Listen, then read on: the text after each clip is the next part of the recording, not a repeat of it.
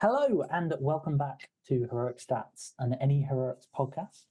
We are, of course, the members of Any Heroics, the only podcast / GBHL team to select their team captain based on his ruthless ability to kick out his former childhood friends in support of members who will actually play the game.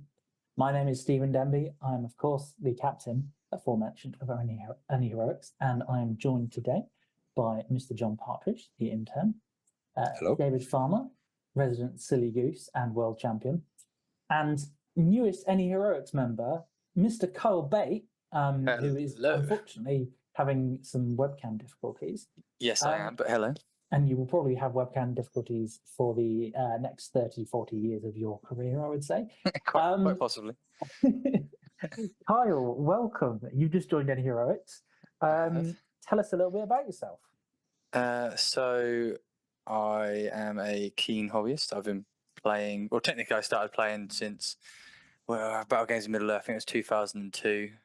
I played for quite a bit of time in the Games Workshop stores. I even went to a couple of tournaments back then, but then stopped because I found that I like to do other things and girls come into the picture. So I stopped doing that and then had a bit of a hiatus and come back at 2019. I think it was, yeah. And then, yeah, apart from that. Some would say you have an obsession with miniatures. Yeah, some would say, yeah. That is as a slight plug to my Instagram, yeah. Yeah. To be placed, don't worry, John, to be placed below your Instagram in the description. You know, we know the hierarchy here. Who posts more regularly? Because it's definitely not me. Well, I haven't posted for a very long time, so God knows. Kyle is, of course, a good friend of ours who last year was specifically well known for being just one spot above John on the newcomer rankings before Chris Lewis came along at the end and stole it all. That's importantly 2 spots below in painting. Yes. Yeah, but how many more tournaments did you go to in the end? That's irrelevant. Yeah, let's not talk about that. You also Kyle did have a better. Are you unbeaten against John? Is that correct? No, I think we're pretty much even now. Yeah, pretty even. Yeah, I think we're pretty much 50-50. There was a point last year where you were the white whale. Some would say. Yes, I think it was like I started off with 3 wins to like your 0 wins, and then all of a sudden we just kind of gone the other way. We do seem to end up playing at every tournament we go to, which is always a good game. But... It's almost like you compete in the same region and you are both a similar level of ability and therefore end up on the same table areas. It's really bizarre, that. Yeah, I seem to have the same problem with Adam or Ash as well. I always seem to play with. Steady on, Ash and Adam are, yeah, Gollum's gamers, so nowhere near as good as us. Yeah. Anyway, moving swiftly on. Welcome to the podcast. Hopefully, we'll see you on many, many times. Maybe we'll have to add your face to the graphic somewhere. Maybe we can just put a large not picture of your face on the screen here. Somewhere.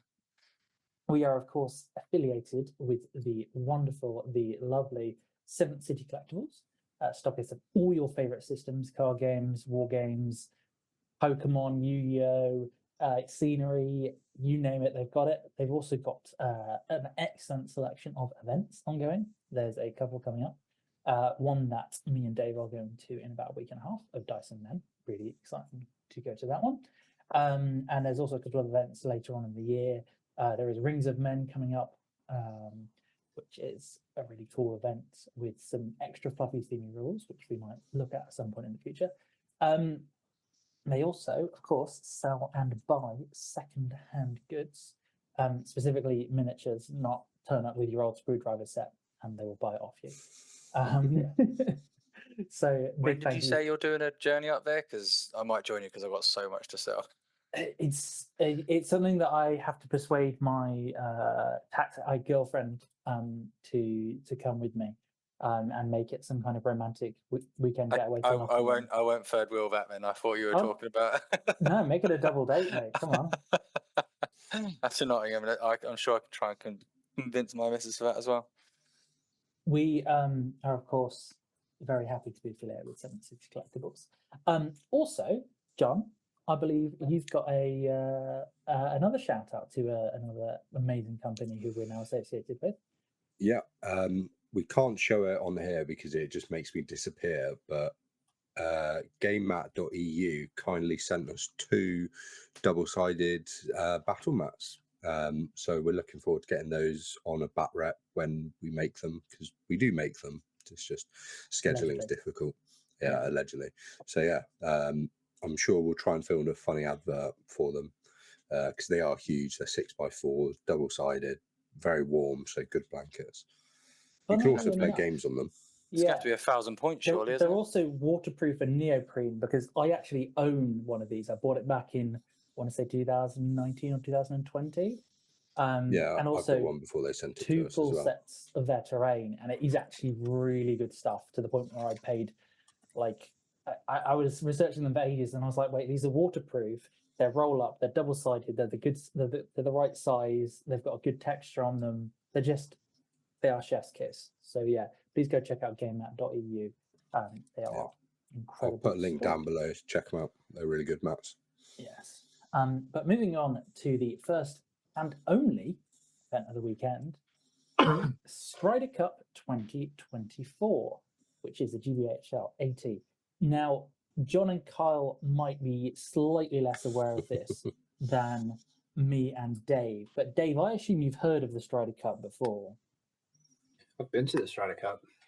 Because this is one of the longest running events in the GBHL. I think originally it was 2014 or 2015. I think But it was first alongside, I think it was Kieran and Ali King doing it. No, Ali never ran this. Did he not? No. Okay. I'm surprised it's only an 80 then. Well, the reason it's a GBHL 80, and we will get onto it in a moment, is because it is purported to be, and indeed is, one of the fluffiest, themiest events in the calendar. The rules pack specifically states, bring fluffy lists, we will reject non-fluffy lists.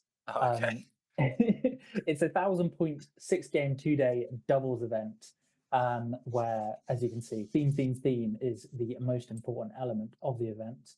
You're encouraged to take army lists which are, well, not legendary legions, because everyone knows legendary legions are OP as hell, brother. Doubles, yeah. Yeah, it's a doubles event where it's all about the fun, it's all about the fluff, it's all about the theme. Now, it also means that the rules pack has a whole host of additional special rules, which we're not going to go into, because there's 18 different individual additional rings that you roll for each game. There's also additional allies that are allowed, according to whether it would make sense chronologically. So, for example, Aragorn, Legolas, and Gimli in the Fellowship become green allies with Rohan. It's those kind of things where let you play out the cool bits from the movies and books. Okay. So exactly what next edition's going to be, right? My main experience with this tournament was we did so well day one that we didn't come back day two because I had a stress-induced panic attack and had to not go anywhere. But I think we ended up finishing like 5th out of 20, even though we didn't come back for day two. That's the kind of event it is. Who are you paired with? One of my friends who doesn't really play much. I thought I was going to be like a meta combination there. You're going to say someone. No, I mean, it wasn't. It was like I don't remember what we used. It wasn't like I think we used like Moria and Isengard or something. It wasn't exactly a power list or anything. Oh, But okay. it's just you only had Moria, so I didn't have any Moria or anything that would have fit better with it. So I just used Isengard with Saruman and stuff. It's good. Yeah. It's fun. Big shout out to Kieran Street, because as I say, this is one of the longest running events in the GBHL calendar. He's been doing this one for a while, and he is obviously one of the kings of fluff. Back in the day, I remember the first time I ever met Kieran, which he might not remember, was, as most things tend to be, at 7 stones. And one of the lists he was taking was the 9 ring wraiths on horse, but not in Black Riders, because there wasn't legendary legions back then. Just the 9 ring wraiths on horse, which is a terrible list. Yeah. But he had a lot of fun, and it was great fun to play against him. Did he dress up as a ring wraith? I don't believe he did. I think he was with Larry. What's Miller. yeah, Larry Miller, and they were having a lot of fun with that list. But this event was the most sporting was won by Josh Wheeler and Tom Parry, and best painted was won by James Brown and Gareth Barton. Unfortunately, I didn't get great photos of the models because I asked Kieran retrospectively if he had any pictures, and he said, "What I've got is these two." So we're not going to feature their models because I don't want to not do them justice. But it was a Last Alliance themed Numenor and Rivendell, which of course is very big fan myself, and obviously Carl loves his Numenor. Yeah, so I do indeed. And please, if you are listening or watching, send us the pictures and we'll feature them on the next episode. So moving on to the lists. In third place, with a very fluffy moment from the movies, maybe, was Rob John and David Smith with a pure Ministerious list, which looks like a pseudo if Boromir hadn't died and was defending the White City. So we've got Boromir, Captain of the White Tower, who is the leader with Horse Shield and Big Banner. 7 Knights of Ministerious with shields. 5 Guard of the Fountain Court with shields. Madril with 3 Rangers with spear. Gandalf the White on Shadowfax with 4 Knights of Ministerious with shield. 5 Guard of the Fountain Court and a warrior with shield and spear. Hurin the Tall on horse, and then double Avenger Bolt Thrower. How do we think this one hits in terms of theme with Boz and Gandalf? See, I'm not sure. I mean, it doesn't hit in theme; it hits in being rubbish, which is kind of the other point of Strider Cup. Like, no one's taking this and thinking this is great. I was worried when he's got 11 knights, for God's sake. Yeah, I was worried when I was first looking at this, like, this is a 1,000-point power play where you put Fortify Spirit on Boromir. And you can do that, but yeah, you should, in fact. That's the only good part of the list, because you have so few models and you have a bunch of Knights of Minas Tirith and also 2 Bolt Throwers, which they're okay. Do you reckon he's trying to do, instead of Boromir riding out, it's Boromir who's riding out to try and take Osgiliath back? I think so, yeah. Yeah, potentially. Like what if Faramir had gone... Yeah. You glance at it, I'm kind of like, wait, where's the 35 models? But it's because he's got 10 Fountain Court and then the 2 Bolt Throwers crew is another 6. I suppose it depends how hot he rolls with Avenger Bolt Thrower, doesn't it? If he rolls quite hot on those dice rolls, they're going to do some damage. Like, this is probably an insanely cool army to look at. I guess the only thing I would add is like a trebuchet, but I mean, maybe it's Hurin, but like I'm sure Hurin makes it better. So yeah, I always find it quite I guess the thing is like Madril. I mean, trebuchets are bad. Don't get me wrong, but I'm saying for like the theme. Like, if you're going for the Boromir for Faramir thing, obviously Hurin being there does make sense, but then you got Madril as well. Like, I'm kind of surprised he's got so many heroes. If that makes sense. Yeah, like you think if you were trying to make the you list don't need Hurin, Gandalf, and Boromir, but I guess it might just be because of the sides of the list have to be split in a certain way. It looks it's like 500 split. Yeah. So yeah, I know. That's what I'm saying. Yeah. If you were going to take pure Minas Tirith at 1,000 points, how would you build it? Me? Or question to the room. Okay, well, if I was playing it at Strider Cup, I would definitely include Gandalf and probably Elisar.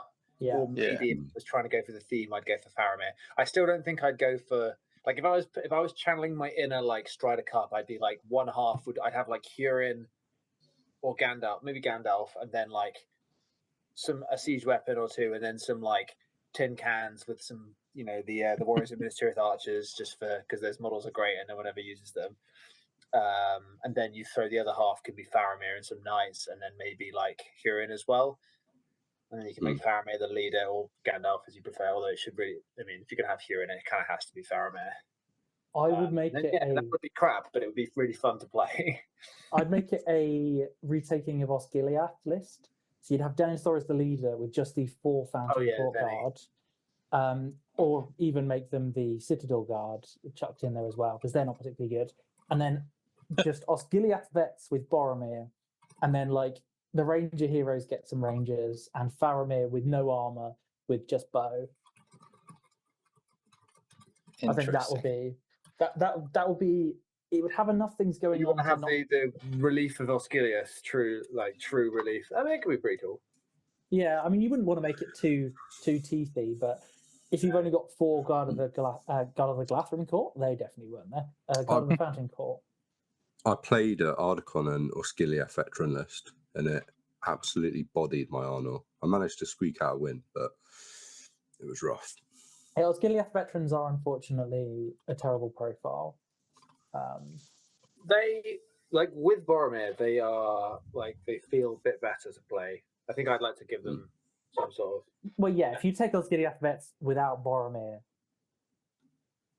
Yeah. Without Boromir, that's like yeah, They are Anyway- a really cool profile that might be nice if that profile got some love in the new edition. yeah. Foreshadowing. This list here is very much Gandalf's the big brother looking after little brother Boromir, just making sure. I mean, I'm not surprised this got. I'm not surprised they've got third place because in a field where this is coming third place, clearly, just having a wizard and a Boromir means that you've got power. You know. Yeah. I quite like it actually. I think it's crap, but I like it. Yeah. Yeah. I 14 like the amount of mobility it's got. I just think Yeah, it's neat. nice. Yeah, I just think it's neat. And then you have a little block of Fountain Court to block up any little gaps, and you just go wee with all your battered heroes and your cav and fight 4 knights. If it's quite open terrain as well, those bolt throwers can do damage.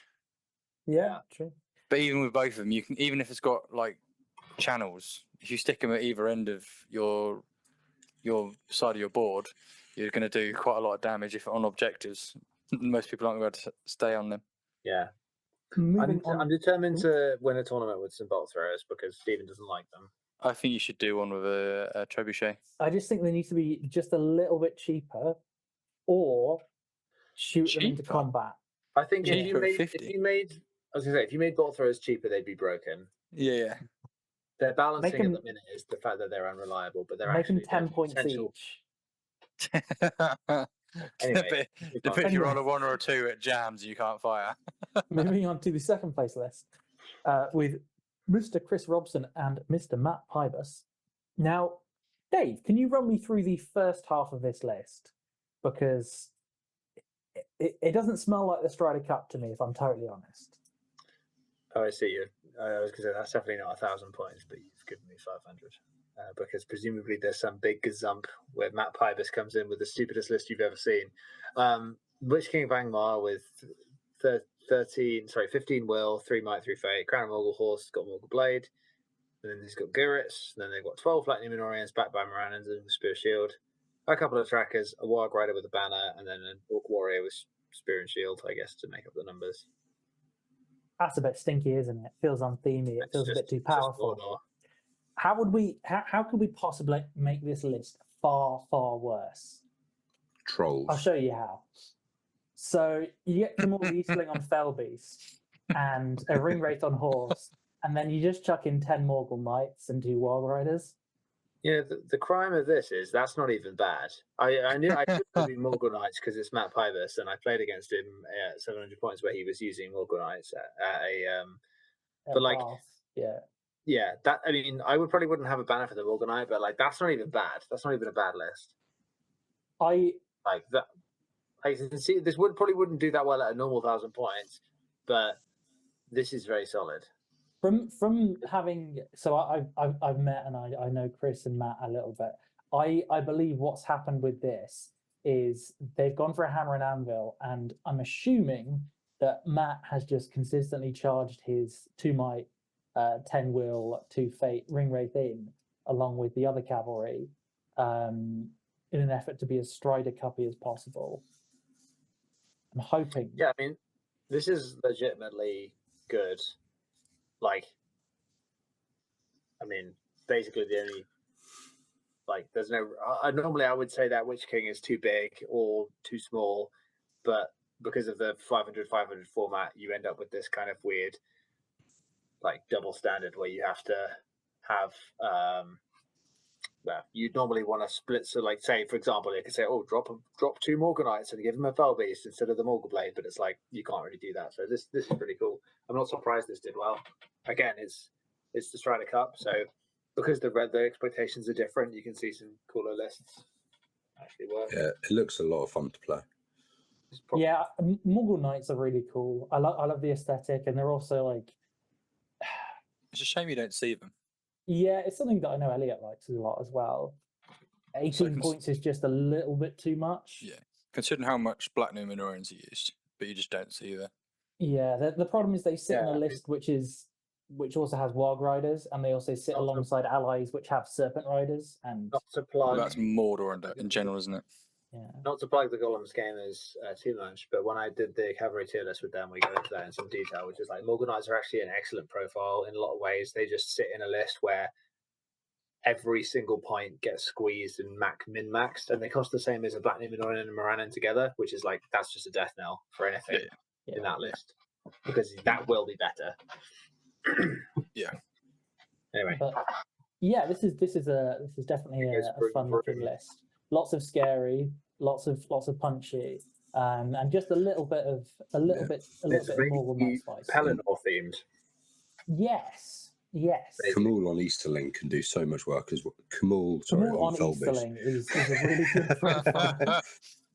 Just riding one little Easterling Get the warrior. apps out. What do you reckon? Dropping a few Warg Riders and a Morgul Knight and just giving the ring wraith a fell base instead? I Double think fell based it.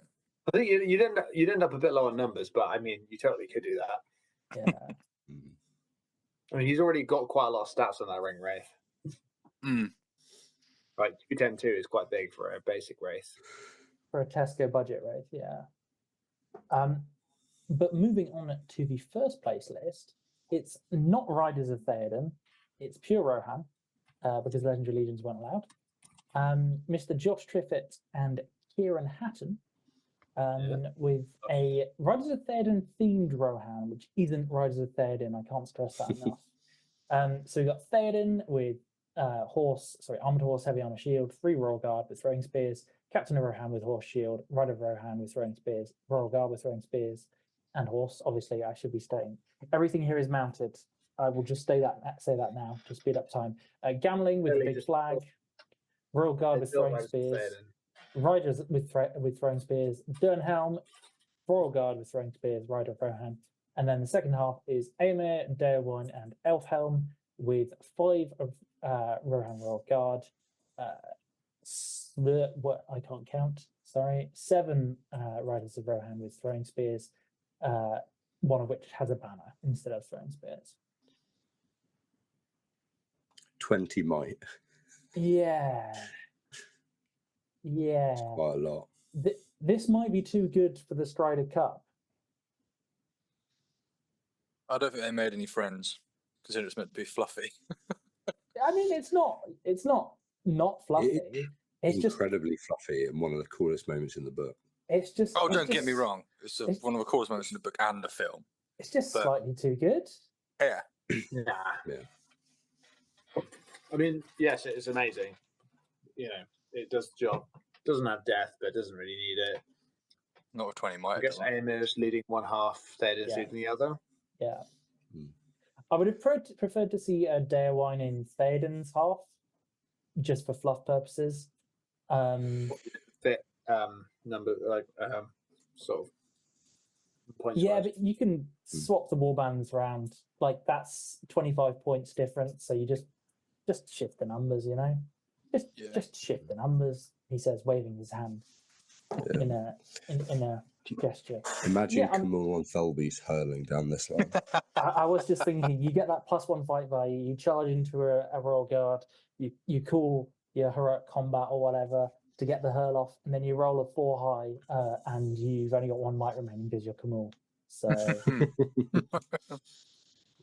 that would be the most Camul thing to ever Camul. Peak Camul. No. It's good. It's Yeah. always, to be fair, in 1,000 points, 20 points of might, 29 models, all mounted. It's going to do well, isn't it? Yeah. Do they know pretty what cool. the scenarios were? No, I think it was 6 random impulls. I did scour the rules pack, but I couldn't quite tell. Okay. But yeah, I mean, it's 2-hour games. So what I assume happened in each of these games is that they were finished by the 1 hour mark, one way or the other, and then they went and got a beer because I know there was a nearby bar. So, yeah, congrats, Josh and Kieran. Yeah, it's lovely to see Rohan doing well still because, to be honest, it's the coolest. We all like it, really. Cool. Moving on to the next segment, which is I guess comments, and then that's the end of the episode. yeah. Well, so first comment is from Mr. Dale Hasty 3883 saying, "Loving the episodes. What would be your biggest wish for the new edition? New edition? Yeah, new edition, regardless of how likely it is to happen. What's this new edition? Wait, we've got a new edition coming? Have you not heard from the 15,000 videos that everyone's been making about it? Elendil with Mighty Hero, that's what I want. Okay, well, you didn't pick Elendil as a profile to update, so you know. New edition, who dis? We have all picked 3 heroes to go through and just tweak a little bit in the new edition of the game. That we can hopefully, you know, see some cool changes. And this is our wish list of changes that we'd like to see for models that we love or we think that could do with some love. So yeah, obviously very exciting for the new edition. We obviously could sit here and speculate again or talk about the Arnold leaks, but we're assuming that everyone's already heard all that stuff 63,000 times from Entmoot or Golem's Gamers podcasts or Drawn Combat or Warhammer Community or literally, you know, the hundreds of other creators that are out there. So here's some baseless speculation. Yeah, so here's some baseless speculation of things that we'd like to see. Now, step up to the plate, Mr. Bate. Okay, well, I love Aristor and I love Rivendell. I love the whole Last Alliance, but what they're really missing is another hero of valor. And I think they should make Aristor of Valor, put up his points, give him 3 might. I'm not overly bothered about 3 attacks, but ideally 3 attacks, but put him like 100 points, 110, something like that. But make Rivendell able to Yellow Alliance in easier than you can now. And obviously they're changing it, so the alliances is probably not going to work. But I think if you look at the similar points for him and Tario, yeah, she has all the same stats apart from defense, but she has 3 attacks, 3 might, and I think 3 fate. I can't remember, but I'm like sitting there. No, she doesn't get the Noldorian daggers and also terror, but I think ultimately I'd rather have a 3 attacks than 3 might. Personally. Yeah, I think it's something you touched on is something that I personally have had issues with in the past, as I know many other Rivendell players have, because people ask me, I'm not going to say all the time, but quite often, is how do you build an army list below about 700 points? Because no matter which points level, you are struggling for numbers, you are struggling for warband space, you've got all these awkward, oh, well, if I take one of the big guys, I've got this gap between 170 points and about 100 points for a mounted captain. Yeah. What's going on? We need something in that mid-range to just fill that. And whether it's Aristor or whether it's changing another profile or bringing something else in. Well, I think if they would have brought out that Last Alliance release, which they kept on saying they were going to do for ages and ages, I reckon they would have brought a hero of valor, some hero somewhere. Yeah. But they just didn't. I understand why Aristor only has 2 might in general. I mean, yeah, he's a named hero, isn't he? He's not a captain. He's a named hero. He's not like a shaman or a buffing profile. He's like a fighter. Yeah. And for some reason, well, he's got 2/2/2 rather than 3/1/1. It's like, sure, He's less mighty than Guritz. Yeah, he's less mighty than Grinner. Captain. Yeah, it just doesn't make sense. I think he needs to have 3 attacks. He needs to have 3 might, and I think put him up at 200 points, people would still take him.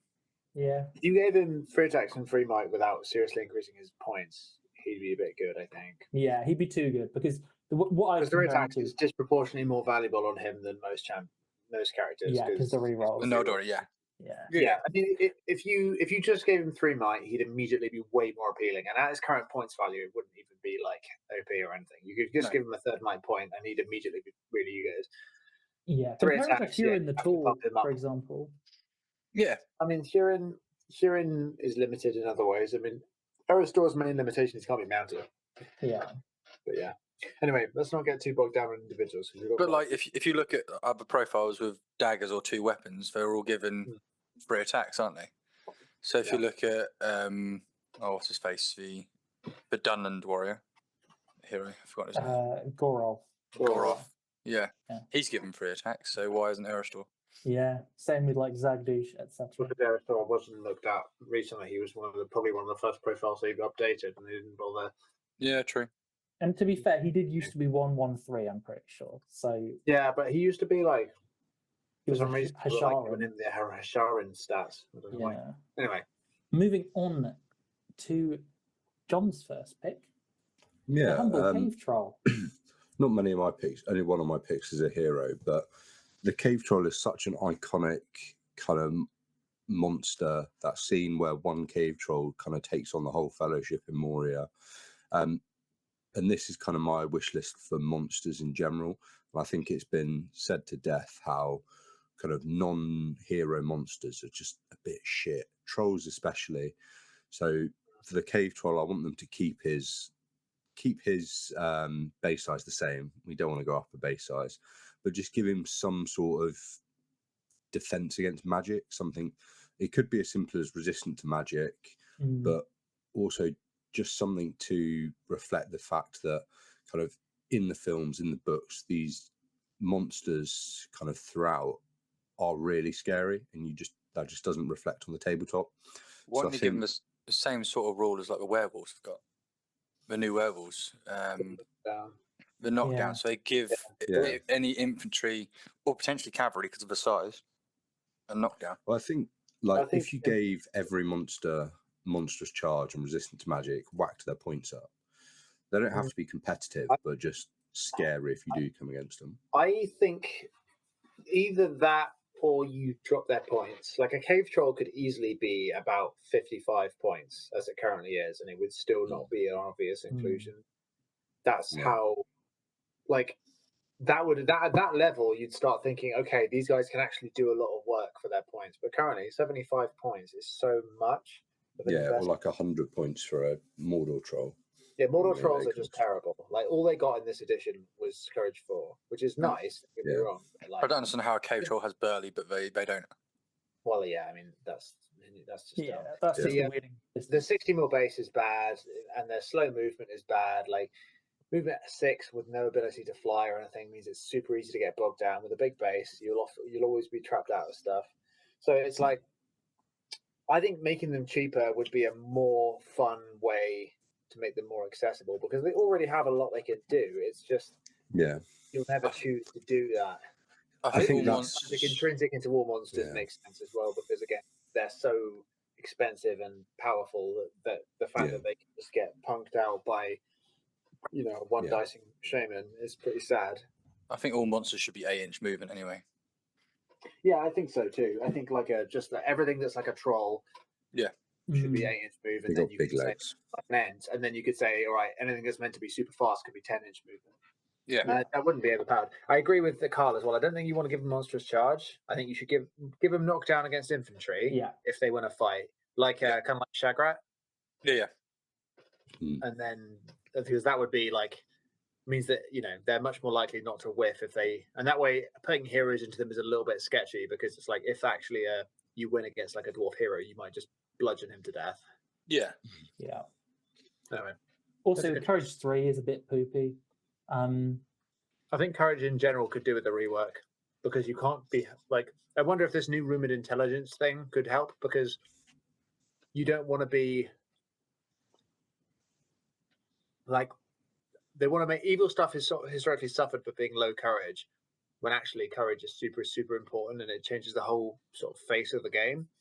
Like, I don't know why a troll would be afraid to charge another troll, for example. Yeah. That doesn't really make sense to me. Whereas, like, not being brave in the sort of more macro sense of like sticking around when the battle's going against you, yeah, that makes sense to me. But like, not being like terror, I don't know, it doesn't really add up. I think, I don't imagine they're going to make this more complicated, but like Tears of Terror makes sense to me. Yeah. Like in the old fantasy where it was like fear and there was terror, and things that caused terror weren't affected by terror. And then things that about caused almost fear, if they have the same fear, etc. Like the same keywords and stuff. If you have the same keyword as someone, as a monster or something. Yeah, but I mean, it's equivalently like Sauron failing to charge a black Numenorian. Is just you're a spider, it's it's silly. I mean, Sauron should be fearless. Really, that's a bad example. But at the same time, like I think Terror in general needs a rework or being removed from anything that's not a ring wraith or a monster. Maybe. Yeah. Anyway, Talking of monsters, it's the big boy, the king boy. It's the Balrog. yeah. So I've kind of touched on a few of the reasons the reasons why monsters are bum as fuck. Balrog is another one that should definitely not be movement 6. If you don't want to let him fly, that's fair enough, but at least let him move fast. Yeah, and he catches up with easy to tarp it. He catches up with a fully marching fellowship, so he should at least move 7, which will be the 4 inches of the hobbits plus. For me, I think he should be like movement 10, but not be able to fly. Yeah. He's already got a 60 mil base. It's pretty hard to get him into places if he can't jump over lines and stuff. He also needs monstrous charge, definitely. Yeah, for sure. I mean, realistically, the Balrog, I think the way he is currently doesn't work conceptually. Like giving him a free heroic combat but no might. He's fearless. He's Courage 7. He's got 10 wounds. He's a beast in a lot of ways, but like his complete unreliability means that you should definitely he should be viable because he is the thing. He's the Moria thing. And the fact that he's just not feasible, like he's so easy to tarp it. It's something about monsters in general that needs to be reworked. But like realistically, you need to just be like, right, the Balrog he's always going to be in range of a ban because he's so many points as well. You want to make him valuable and actually playable, but also worth his points. So you want to say like, right, maybe he still has 0 fate, 9 wounds, 10, all that stuff, 10 will, and you say, right, he's going to have 10 might. Yeah. He's not going to have the free heroic combats. He's going to have 10 might and monstrous charge and movement 10. I think even as he currently is, I don't even think that would be broken. No. And you're paying the points for that 10 might as well. Yeah. He should, and also he should be, exactly. You should be able to not, basically for me, I'd hate to see, I played against Club League playing Depths of Moria and his Balrog lost combat to a Black Numenorian like 4 turns in a row. And it's like, just because he didn't roll any 6s, and it's like, that's fucking shit. Yeah. I think he should also be able to charge. Yeah. I think he should also be able to use his fiery lash in combat. So he'll be able to shoot out so while he's in combat he can still whip someone into him. I like the watch out. To be honest, I'm not mad. I'm not super mad about those kinds of effects. I think those are kind of can of worms that can create problems. Yeah. They can create weird situations in the game, but also I think I don't think giving the Balrog 10 might would be unreasonable at all. Yeah. No, I suppose not. So you say drop the free combat? Yeah, I wouldn't have that and a free combat. Oh yeah, 10 might and a free combat would just be yucky. He can't fly. He's 350 points. Mm-hmm. I think it's just so bad. For those of you who are going, but he does win combats. I mean, so he's got a 52% chance of rolling a 6 on his 4 dice. You're unlikely to have a banner effect because banners are really expensive. Balrogs are laughably easy to hold up with 2 models. Yeah, or even a choke point in terrain where you just go, cool, I've just got this one dude who will just shield you, and then I've got another dude who will shield you. Yeah, and the fact that he doesn't have any knockdown means that a single heroic defensing hero will hold him up for 3 turns. Yeah. At least. Whereas if he got knocked down, it would be like, cool, I just knocked you down, I'm rolling 10 dice rather than 4. Mm-hmm. Okay. I just think he should be better. Because, I'd love for Moria to be viable as the Balrog version of Moria. Because that would be iconic. Because it's one of the coolest scenes in Fellowship. Moving on. It's making me want to watch the films again. I mean, everything should make. Let's watch them now. We've got time, right? Yeah, let's cut the podcast now. No, don't cut it. Reaction. Yeah, damn it. A live reaction to the Lord of the Rings movies. 10-hour long podcast. Starting it with 9 p.m. Yeah, that's a great idea. Elrond, Master of Rivendell. I wonder who chose this. This dude is 190 points. Yeah. 190 points. And he gets no innate wounding bonus. He's only fight 6. You put him next to something like Boromir, Captain of the White Tower, or Dragon Emperor, or Elendil, or just any other big top tier hero. And all right, he's got a bit of utility. He's got the foresight, which is great if you roll a 6, and if you roll a 1. But the guy doesn't even have he doesn't even have expert rider. And he is the leader of the Rivendell Knights, as per the second line you will see on your screen. And he doesn't have Expert Rider. He doesn't have Horse Lord. All he's got is a very small 3-inch nuke on Wrath of Bruinham, which quite a lot of the time, 50% of the time, you might be against a caster, and you don't want to spend your will on that because he's your leader. You can't afford to. So how to fix him? A couple of options. Number one, drop his points level. Get rid of Hadafang's +1 to wound against spirits. I'll come back to why later on. Raise the eyebrows, raise the eyebrows. Increase the Wrath of Bruinham range for him specifically slightly, because he's the one that calls the bloody fords. It's not Arwen. So his should be better than Arwen's. What are you talking about, 4 inches or 4 or 5 inches? I don't know. 10. Just a little bit. board wide? A little bit. Give him Expert Rider and make him fight 7. I think, to be fair, I think all named Elven heroes, who are their combat fighting heroes, should be fight 7. And and that is should be 8. That is something that we will hopefully be seeing that has been hinted at, is a spreading out of fight values, because there is an overcrowding of 3 to 5 and not enough higher than that. It has been hinted at. Elf Lords should be fight 7 basic, realistically. Yeah. Like, I also be, like, none of them should be lower than, none of them should be the same fight value as like Gimli. No offense to Gimli, but that's ridiculous. Or Legolas, who is a shooty guy. Yeah, Legolas is not an elf lord either. He's like the youngest elf or something. Yeah, he's only 2,000. What a baby! But yeah, also give him some kind of bonus to wound, because against dwarves he knocks them down and then just bounces off them. I mean, I don't mind him not having that. I think you just need to make sure he's at least fight 7, or whatever the new baseline fight value is, for a little bit better than most, of the best heroes. I mean, he shouldn't be a lower fight value than Azog. Yeah, really. Well, the fact he's got a named Elven sword, why isn't that Master Forged? but also the inconsistency of that. Then he really. gives the sword to Arwen because it means something along the lines of Warrior Princess or something like that, and she doesn't get that. Yeah, so I think he should have a +1 to wound in general. Yeah, potentially. I mean, realistically, a 200-point hero should have some sort of +1 to wound. Yeah. Alternatively, give him the effect that Linda gives, just as part of his rules. He gets a free will point every turn. He wouldn't be giga busted. Or would you rather that, or would you rather have resistant to magic? Maybe resistant to magic. I'm not asking for all of these things. I'm giving a plethora of options, but the minimum should be having Expert Rider and going to fight 7. Yeah, I think those two, plus also resistant to magic, wouldn't be the end of the world. Yeah, exactly. He's not. There is enough to deal with an almost 200-point hero in this game, without him becoming horrendously busted just because you give him a few buffs. But yeah. How many points do you rate that he gets Malbest Foresight rule?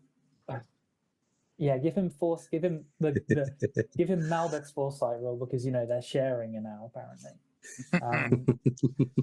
Let's move on. To not a seal though, to an Aryan. Yes, I think they just need to create another. Well, obviously, finally give Anarion his profile. He doesn't have to be as good attacking. I think it's going to be similar to like Rumil. I reckon it'll be a Rumil profile, something like give him a defensive hero. Yeah, someone who can hold up. I think in the lore anyway, he's quite a defensive guy. I think he's going to end up having it'll be a 3 might, 1 will. No, probably because of resistant magic, a 2 will, 1 fate, 2 or 3 wounds, probably 2 wounds, 2 attacks. Give him some special rule, like almost like a swift parry sort of thing. Give him Ingolf's rule, but they can choose whether they back away. There you go. And then he's a line holder. Yeah, but I also think all Numenorians should be defense 6 anyway. They should be D5. Yeah. I think D6 plus also the bows should be strength 3, and finally give them cavalry. The way they're described makes it sound like they have great bows, to be honest. Yeah, exactly. So and that's Numenorians as they are. Even if you give them, I think if you give them D6, you'd have to put them up a point. Yeah. But if you did that, it'd still be usable. And you wouldn't even have to change the like. You could just be like, "These are great bows." Hit on 4+. I mean, that wouldn't be OP particularly. No. It's like pure Numenor is exactly good. Although, having said that, D6 would probably make pure Numenor a lot better. But then if you look at like Isengard, who the Urukai are exactly the same profile, they're D6 with the same amount of points. Fair point. They're exactly the same. So why can't they be? No, they're a point. They're a point more. Are they? The 10 points with gear, yeah. Whereas Yeah. Oh, yeah, with a spear and spear and shield. Yeah, also sorry. Numenor get courage 4 from that as well. Yeah. With the pure. How would you reflect in the rules, Carl, that an Arion died from getting bonked on the head by a big rock? If a troll uses throw stones on him, he instantly dies. Make trolls collapse, great again. or collapse rocks or something like that. Yeah, Gandalf collapse rocks. If he enters a piece of rocky terrain, he must make a courage check or be immediately removed from the board as a casualty. If he's no, it's an intelligence test. If he's within 3 inches of any rocky terrain, he has to take an intelligence test. Or a model with a rock on their base. He decides to headbutt walls or something. Yeah. Yeah, get near Groblog. It's like Groblog still exists. Yeah. Rest in peace, Goblin King. It is mad that we had this profile that we thought we were going to get. However, there have been rumors that the reason why Rings of Power, wasn't it? Yeah, allegedly Rings of Power has delayed the licensing stuff, and I can, being a very experienced model designer and TV show maker myself, I can totally understand that. So that's absolutely fine. Right then. Moving on to the next profile, we've had an Arion, an epic hero of Numenor. So of course, the humble Goblin Warrior from Goblin Town.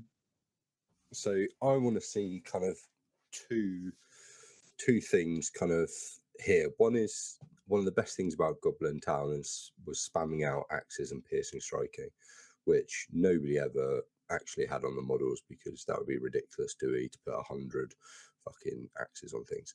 But that aside, we're losing that in the new edition. So I'd love some sort of thing to kind of represent that kind of reckless attack, making yourself more vulnerable to kind of increase your killing power a little bit. Whether that's kind of in addition to Chittering Horde or optional. The second thing I'd like to see change, I want them to go down to fight 1 and get even cheaper. I think kind of they are individually, they are dog shit. So make them fight 1 and then just make them cheaper. And that I kind of picked that because it raises an interesting question for the new edition. If things are going up in fight value, do we think their points are going to go up? So if a basic elf goes up to fight 6 compared to kind of an Easterling Black Dragon, do we think they'll go up in points? And that same applies to kind of, say, a Minas Tirith Warrior. If they go up to fight 4, do we think their points will go up? In which case, Goblin Warriors will get even better bang for the buck. Yeah, I was saying I really think that the ability to what is currently piercing strike should be intrinsic to basically every profile. I think you should be allowed to choose to recklessly attack for +1 strength at the expense of D3 defense if you lose. I don't think that would unbalance the game in the slightest if you could do that. And the reason I think that is because having an ability it's a risk reward. It's a very classic gambit. And well, how many times have you seen people pierce and strike, their strength go down, they lose, and then they kill themselves? That happens a lot, doesn't it? So yeah, I mean it's tactically engaging, and also it doesn't take away any of the. For me, I think the thing that takes away from it is the thing that they want to get rid of is the idea that every model has to have different rules. If you just make it a universal rule, maybe you could say only warriors can do it, not heroes or something. But like. Even then, I think it's a good part of the game. I genuinely do think that, and I think that it would be a shame because the problem I see it is that it's attached to a style of weapon which is attached to certain profiles almost arbitrarily. Anyway, I personally I think the game would be completely fine if you could just do that. So you're saying every model apart from heroes can pierce and strike? I mean, I'd be fine with heroes, but or like the equivalent of piercing strike, remove special strikes that are attached to certain weapon types and say that right, you have the option to get a strength because it just adds something. Yeah, I think that would be good, honestly. Yeah, I don't necessarily agree with the suggested reduce Goblin Warriors to fight value 1, and then also reduce their points. I agree with reducing them to fight you 1, can't but they're reduce their already you can't make them any cheaper because they're Can't so reduce their good. points. Like if a that's chump hilarious. like you if a could chump you like could make 5 points as they are probably.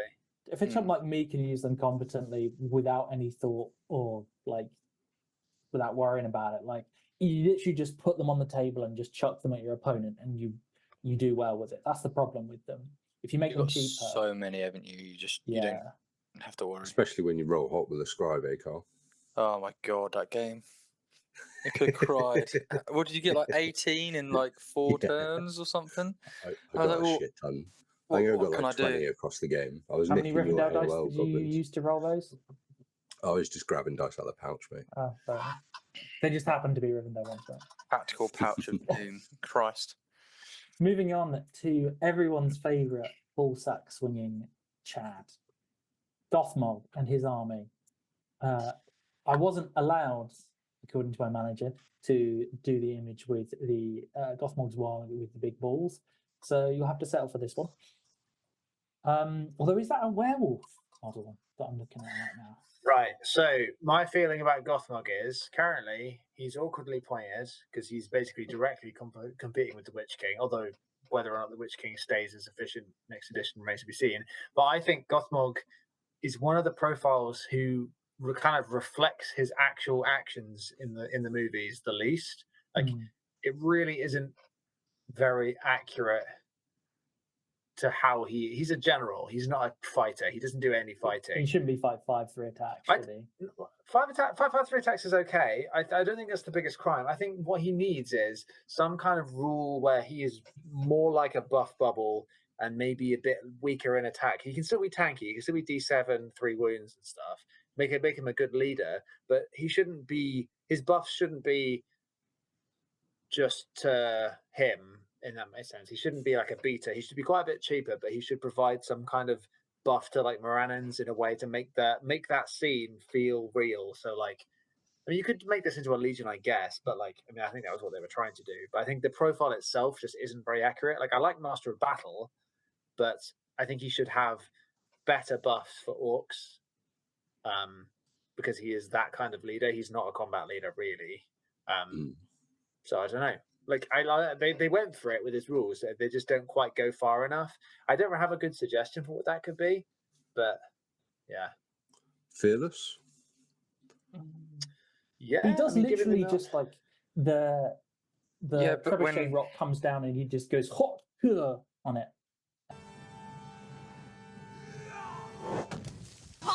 And spit on that thing. You get me?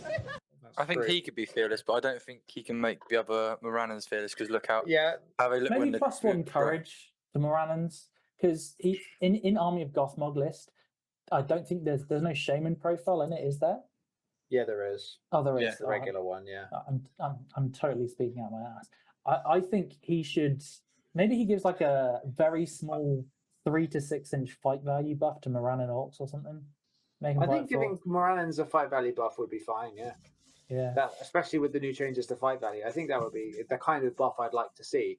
He should be making them better at fighting. I think courage is probably the wrong way to go because, as Carl, I think, is alluding to, is they literally break on screen. It's one of the only times you see a genuine rout. You know. Yeah. I mean, yeah.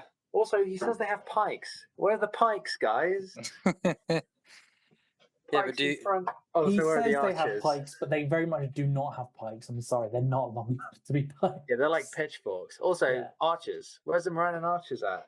Yeah, yeah, true. They definitely have heavy armor and bows. So, yeah, you know. Anything else to add?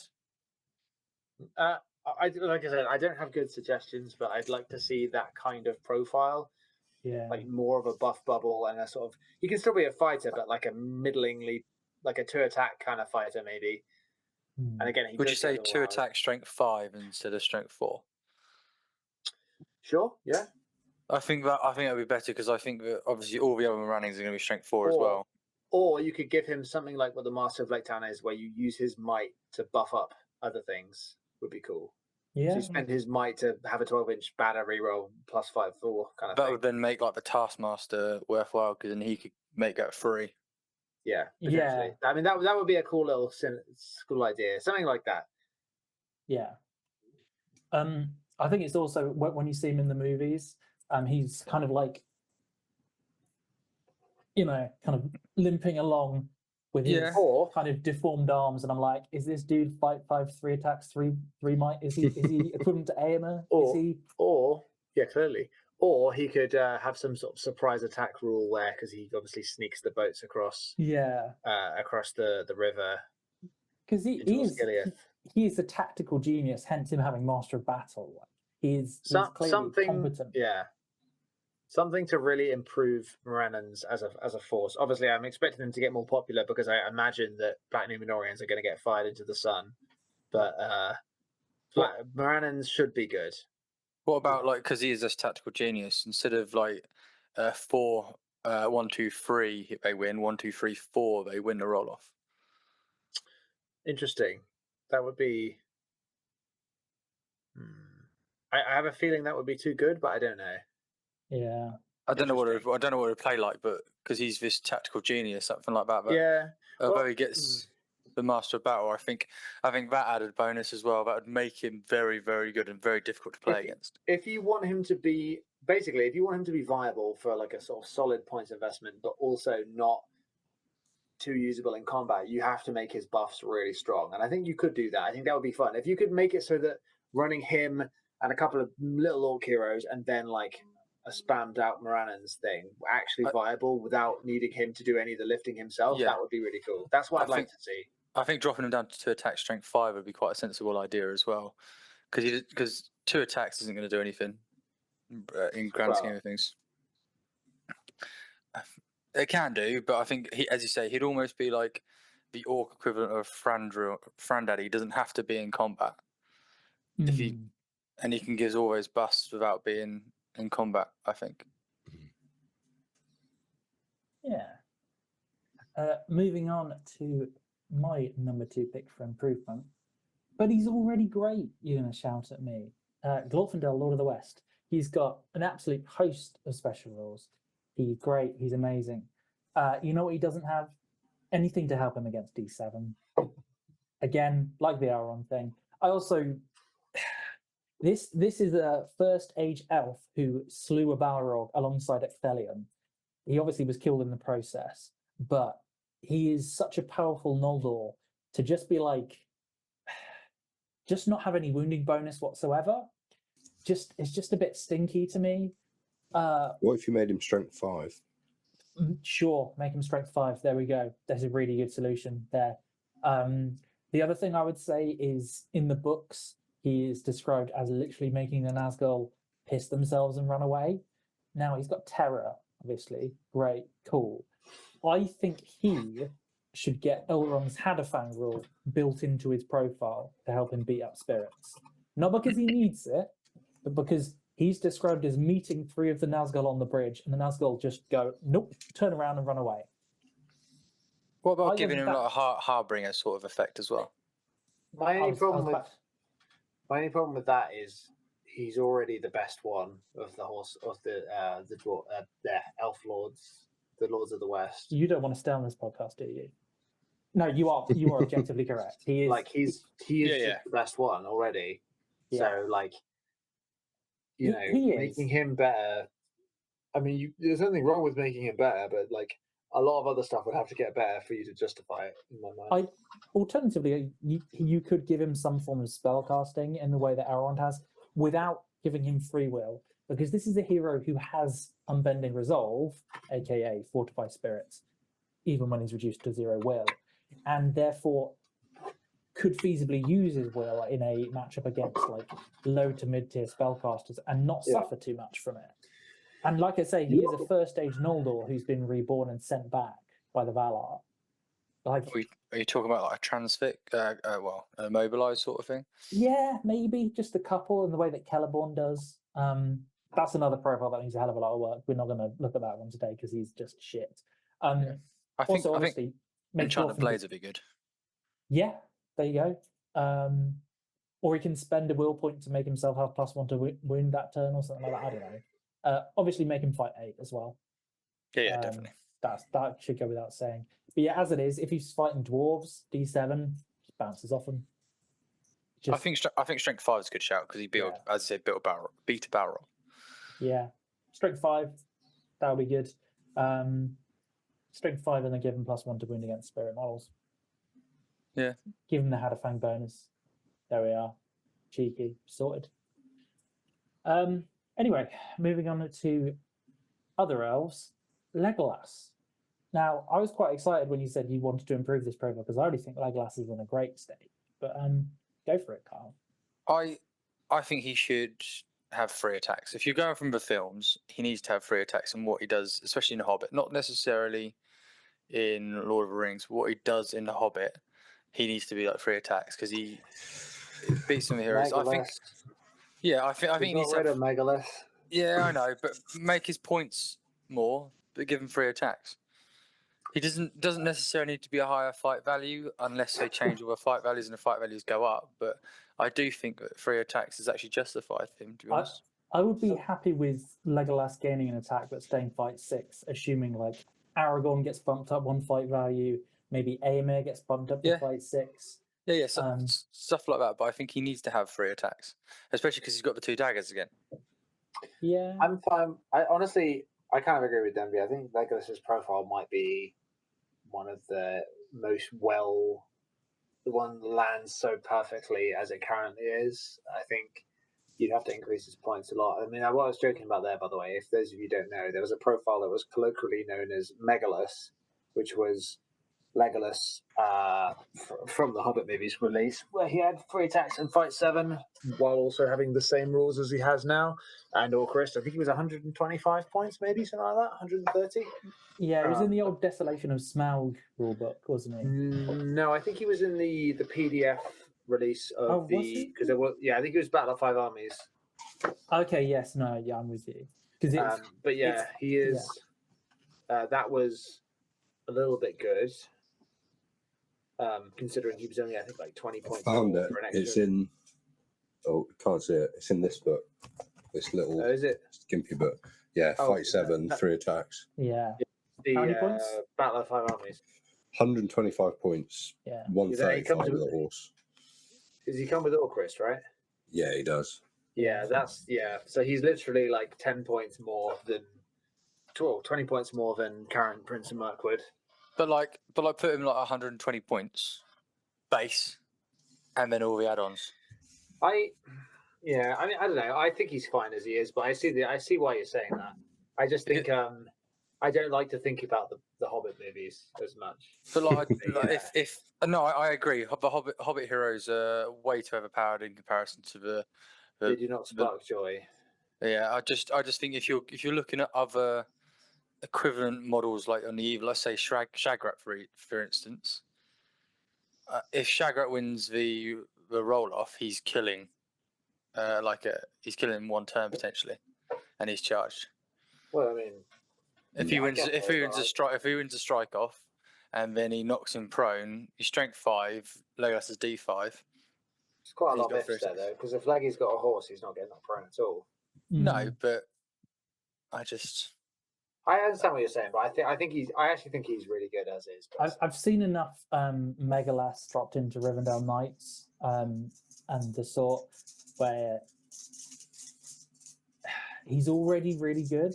I think he's already allied into things occasionally. I get what you're saying. I think Deadly Shot as is a really good example of a special rule that's powerful but not overpowered. Yeah. It can feel bad sometimes, but that's okay. Do you think if he moves half, he should go up to 3+ instead of staying at 2+? No, I like the always I think it's 2+. I think it's fine. Yeah. I think the fact that you have to roll at all is good. It used to just be bang. Yeah, automatic hits, doesn't it? Yeah. I hate Legolas with a passion. Grow up, John. As a big hero with horse enjoyer, I also hate Legolas with a passion. Yeah. Anyway, or Bolg. The sadness that is Bolg going, oh, I've got a warg. Oh, where's my warg gone? Moving on to the strongest fighter of them all is Big Titty Alfred. Yeah, this is my absolute favourite model in the range. If anyone wants to sell me one, comment down below. I honestly don't care what they do with this profile. I just want them to bring the model back. Please, GW. I know you listen to this pod. So when I said that when I asked you whether you were actually had plans to improve this, It's just a plug, wasn't it? just a plug. Okay. It's just an advert. If someone wants to sell me one, please do. I think Alfred's a really cool character in the game. I'd like to see him remain fairly unchanged, to be honest, but just kind of maintained in what he does. I think. Do you think you should be allowed to roll all free will immediately to get free might, or do you reckon it should be limited to 1 or 2 per turn? Yeah, I think so. You're paying 25 points or 20 points, sorry, for him. So if you rank a point of might at 5 points, you're paying a 5-point premium. You get the downside if you get a bit of a liability in certain missions. So I think it's pretty fair and balanced. I think ever since they attached his requirement to you having to have the master or bard, he's been fine to have, because it used to be you used to be able to go like drop in a captain and Alfred with Alfred and his warband into like a Battle of 5 Armies with like Thranduil and Dane or Thranduil and Thorin, and then you just tank up your captain for a might caddy. Because now they can't do that anymore. I think he's completely fine as he is. I think Lake Town isn't so powerful that 20-point might guy. I think the fact in Army of Lake Town, the fact that he can lead 12 is pretty strong, but I don't think that list is like ridiculous or anything. Yeah, I do think he should be a minor hero. Yeah, in Army of Lake Town, I think that's probably fair, considering 20-point hero of Fortitude is insanely cheap. Yeah. As a upgrade hero where he takes up a warband space and can't lead anything in Survivors, I think he's completely fine. I would love to see this like Big T version get like its own profile. Based on his screen time in the trilogy, he should be a hero of legend with a special rule that lets him lead extra, because he's literally got so much fucking screen time despite being such a shit character in the movie. It's like, who made that decision? He's not funny. He's just annoying. Yeah. How much did the actor get paid? Well, I hope plenty, because I like the actor. I've seen him in other things, and he's fine. But yeah, the fact that he gets so much screen time, he gets more screen time in Battle of 5 Armies than Bilbo does. Someone needs to hire his agent. Jesus, clearly. Anyway, yeah, so he should be 150 points, and he should be able to lead 30 troops. And he should have 26 will.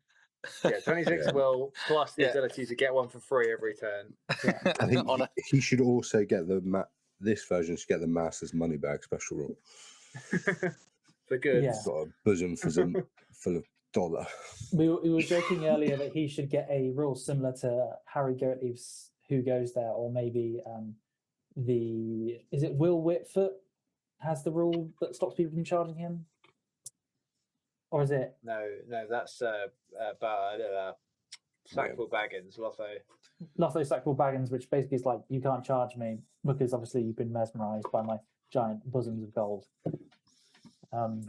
So yeah, maybe make that. No, I don't think that's how that works. Sure. Moving on to other profiles with lots of will. Gandalf the White. We all know he needs a change. Tell us more, Dave. Lord of the Astari. Yeah. That's it. Make Shadowfax better as well. Make Shadowfax like 2 wounds at least.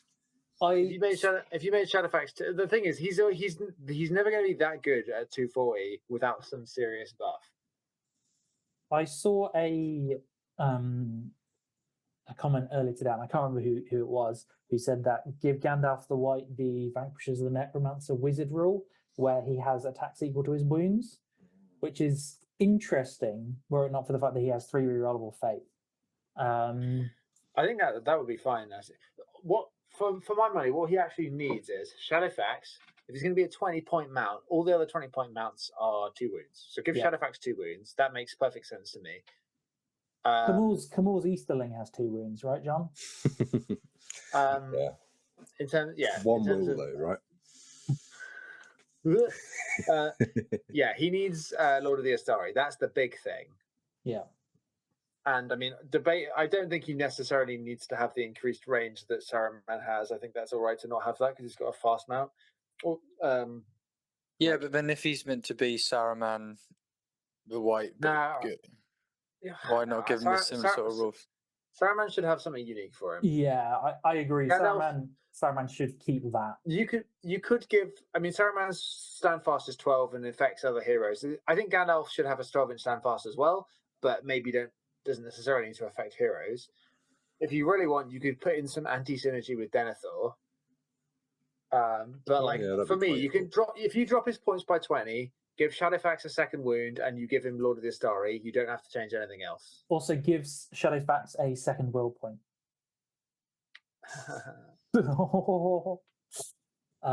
Long-time listeners will get that one. Anyway, I think he's pretty close to. The thing is, he's way too many points, but he is a kind of jack of all trades, which is cool, and it's actually quite good. If you gave him the reroll, he'd be much better.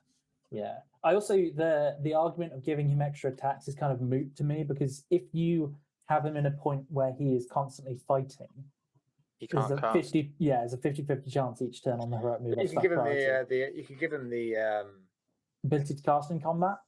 yeah. Maybe he can cast in combat but can't use his Lord of the Astari rule when he's doing it, or something like that. I mean, I the think other if you cast in give, combat would be fine. If it was in Minas Tirith, that would be Yeah. fine.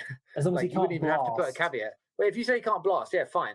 Yeah, But like, there's no reason why it wouldn't be completely fine to be able to use his, combat magic.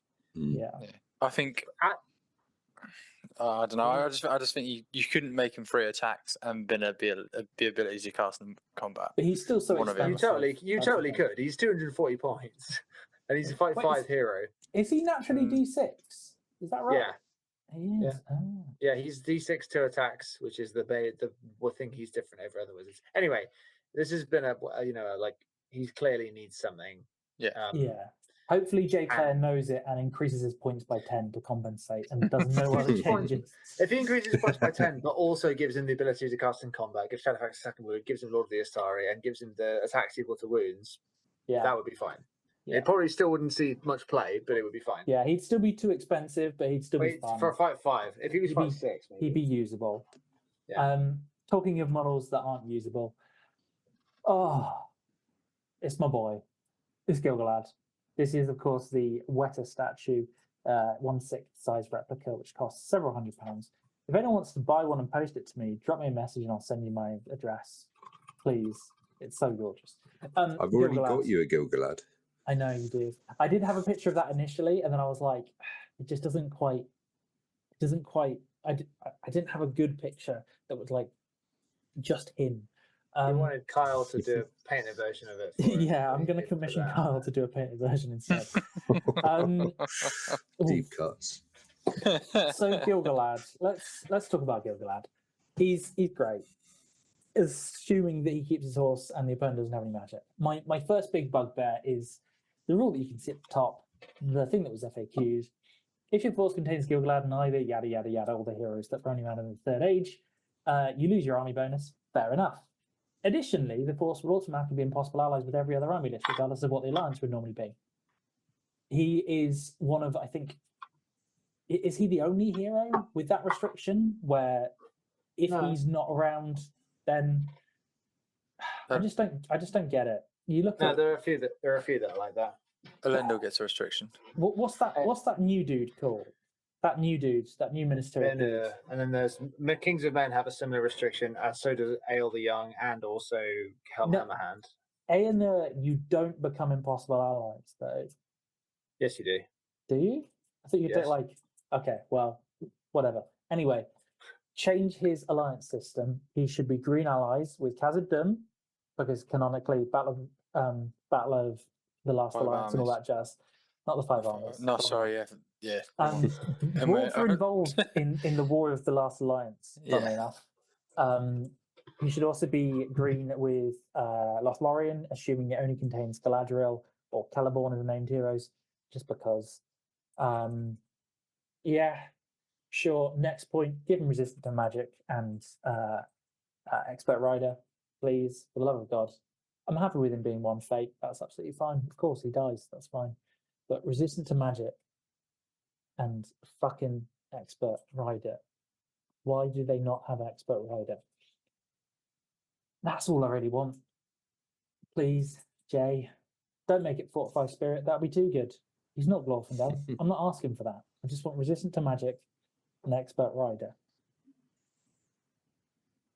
That's it. Please. I've got begging nothing you. left. I've got nothing left, boss. I've got nothing left. He is a glorious profile. Whenever you see a hero like this on the tabletop, it's always so sad when their horse gets shot out from them immediately, or they just get transfixed every turn by a hero that costs like half their points. I would like to see that change in the new edition, kind of the vulnerability of horses or mounts in general. Yeah, I mean, the problem with Gilgalad is he has this special rule where the more unlikely it is that someone's single tracker with one shot through 6 in the ways will get your horse, the more likely it is to happen. It's just the way it works. Yeah. Same with my trackers versus a lender, though, Carl. Yeah. Nice. Every game I've ever played against John, his tracker has gone through multiple in the ways and always taken his horse. Jay, if you buff Gilgalad suitably, I will buy a 1/6 replica statue of yourself for my house.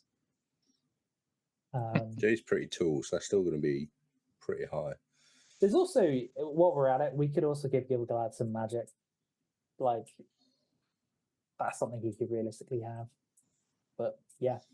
Was he magic-y in the books? Or just just being an elf? In general, he was the last king of the elves, like the last high king.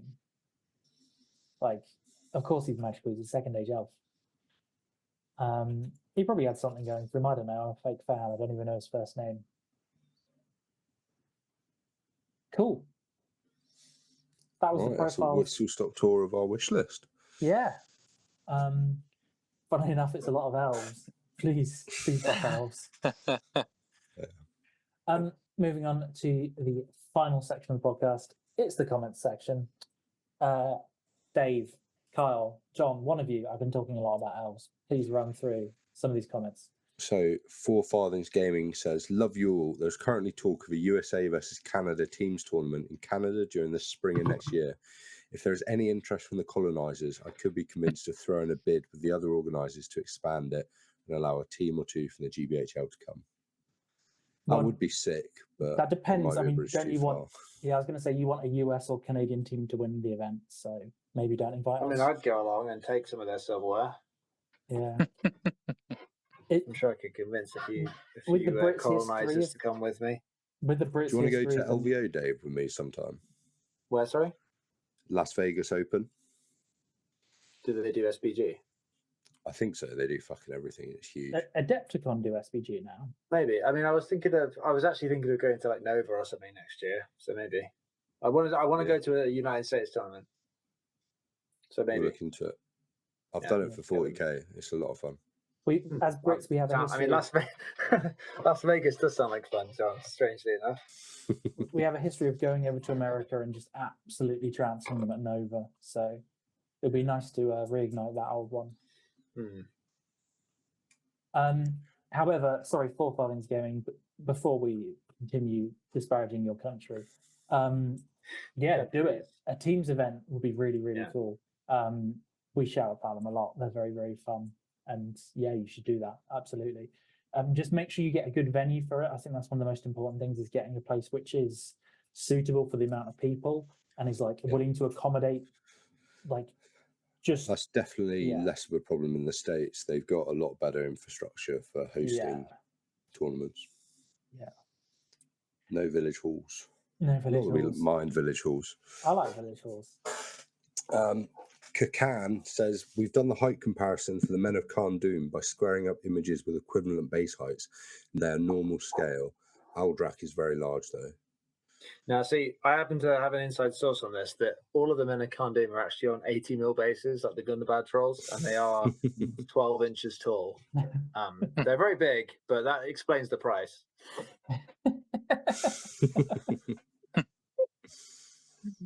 Oh, it's good to hear that there is someone who is impressive with their tech skills enough to the point where they've done this. And it is good to hear that there's not an actual size creep. I think Aldrak, based on his rules and what they're aiming for him, he should be super big buff boy. because For his he's price, he should probably be Burley, to be honest. I don't know why Yeah. he's not. burly, but with no two-handed weapon, just to really rub it Azog It's for all those style, heavy yeah. objects. in. Yeah, the heavy objects. It's so we can pick up the Goblin Scribe, mate. Just curling it. Run with him. I still have yet to see anyone with the Goblin King pick up the Goblin Scribe and just move around the board with him. Oh, yeah. Kyle, you're new here. You can read out the largest comment. Wow, okay. I'm not sure. So who is it? Yes, my lord. 2350 says, I'm not sure why people are fixated on the idea that GW are specifically focused on putting characters they created to legends. This is nonsense. They just announced brand new Angmar models of their own creation. It's not for IP reasons. They're creating a PDF for rules for legend models. If it was for IP reasons from the rights holders, they wouldn't make rules for them at all. This is a long one, isn't it? Yeah. I have years of professional experience working for IP laws and lawyers. This is kind of in depth. It doesn't work how most people think it does. If GW stopped making a model, it's logistical business decision based on manufacturing capabilities and sales of said models. That being said, we should all use Legends PDF to continue playing with these models in 40k. Stuff dies when it goes into Legends because it stops getting rules tweaks in the FAQs. But GW doesn't constantly mess with all rules in the MESGB, the MESBG, like doing 40k. I'm confident their legend profiles will be fine to use for years to come. I Thanks think for that, people, Carl's not going to want to join the team anymore, Yeah. Stephen. Yeah. Oh, It's not too people late. just people are like doom and gloom about it because it's a change, and it's a change where they're explicitly removing support for models, which a lot of people just think, why would you do that? So people are trying to rationalize it away. Like people say it's because of IP reasons because that's easier to swallow than people say it than like the other alternative that GW just doesn't want to support certain models anymore. Which is a depressing thought. Like a lot of they seem maybe they don't want to release models that they're not going to make miniatures. They don't want to release rules for models that they're not going to make miniatures for anymore, which is I suppose fine. But in the past they used to do that, and models were just out of production, and that was fine. It was a problem because models were hard to get, but I don't love that, to be honest. I'm sure it'll be fine, but like as a concept, I don't like it, and I think a lot of people don't like it. So they're trying to find reasons to feel okay about it, and yeah, they say I think IP it because is. they don't understand it, and they think that's a reason that might I think it happen. is definitely more likely that the things that get shoved into Legends are things that they don't make models for, rather than say the brand new models that they've just created. Not the models and rules catapult for. troll. Yeah, exactly. Not the catapult troll in the bin. Thank you for the very comprehensive comment, though, because it is. I would say that part of it is just a lot of doom and gloom. People are scared by change. They've seen what GW have historically maybe done to other systems, but I think you have to remember that every time something new or something has changed, people have always had the same kind of slight negative vibe from it. And we're still here. We're still playing the game. It's currently in arguably the healthiest state it's ever been, with the most players that there ever have been since maybe the initial release of Return of the King. So I mean, the game's doing great in general. Yeah. I think this next one's for you, Dave. Oh, it looks like a load of old shit to me, to be honest, John. But I suppose I could read it. To be fair, the GBHL Super Team had a huge base to pick from. Australia had whoever happened to want to spend a stack of money to fly there, and they still come second. Hot take: Australia Super Team would wipe the floor. Well, I mean, you can think that if you want. I don't think that. But to be fair, like you're right, it's a big investment to go a lot halfway around the world. I would say personally, this isn't the strongest team that we could have fielded, pretty clearly. But I agree. It's not your strongest team. But then, I mean, if we took the strongest possible team from a bunch of countries, they'd probably beat us too. I mean, that's certainly a thing that's happened in the past at teams events. For example, just this very year, the Nations Cup, Team England, which was kind of a Team GBHL anyway, didn't really perform super well. It happens. I wouldn't claim we're the best in the world. We're just much better than you smelly Aussies.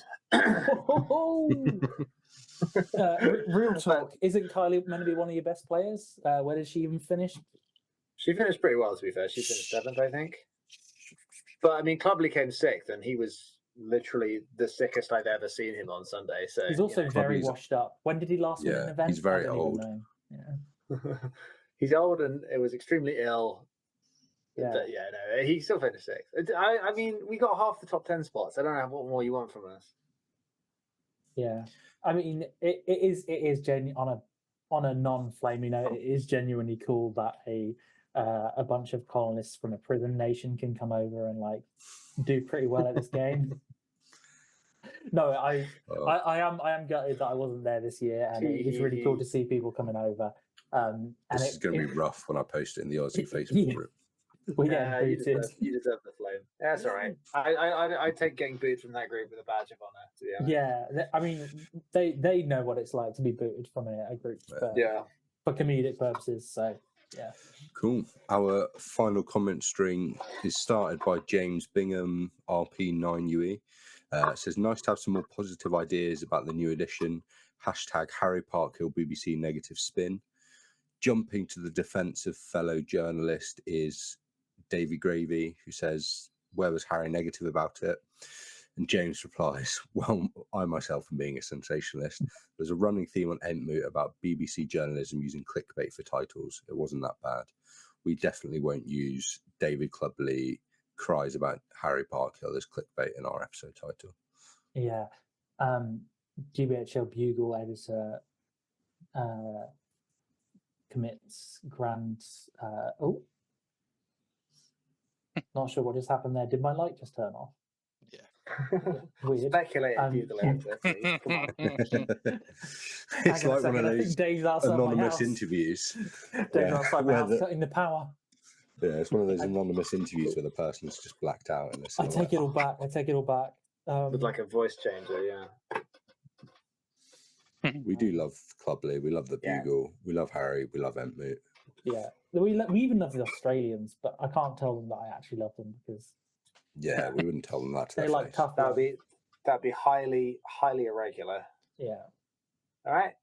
Right. Is that all the comments? That is all the comments. Shout out again to Seven City Collectibles, stockists of all your great goods. Go check them out in the link below in the description. Also check out gamemat.eu for all your terrain mats, etc. and whatnot. Big shout out to everyone listening and watching. Be good people. Remember to comment, share, like, subscribe, support your Hobbit hobby, and chitter chitter. Chitter, chitter. Chitter. Oh no, if you don't.